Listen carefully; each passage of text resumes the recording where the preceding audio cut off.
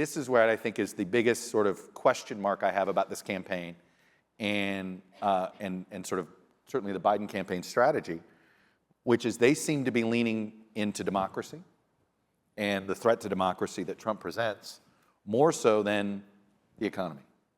Because I think if you're worried about the democracy, you already know how you vote, right? To me, this is now a question of who's left to win over, who's left in the electorate that's winnable.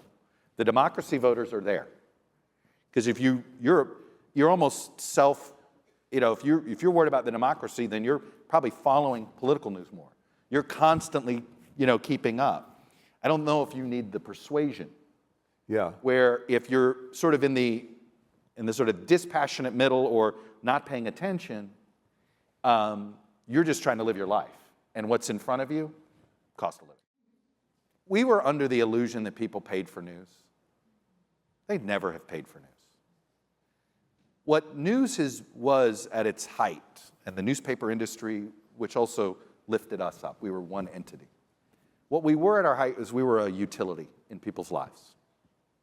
The newspaper at its height was a utility, meaning you signed up for, why did you get a subscription to the paper? Because you also got power to your house and you signed up for the phone, right? The newspaper told you what was happening in the neighborhood. The newspaper told you who was hiring. The newspaper told you what was for sale. And it turned out the classified advertising revenue for lower circulation papers was 70% of their bottom line. And then newspaper publishers made panicked business decisions. As they lost this revenue, they thought, all right, I got to cut. And so they decided to cut based on what got read the most. So the news people got cut first. The sports people got cut last, because it was a traffic game. For instance, there might be some bill that was passed. Big bill, big tax bill, big regulation bill, maybe clean water, whatever, something like that. And all of the Knight Ridder reporters wrote a local lead,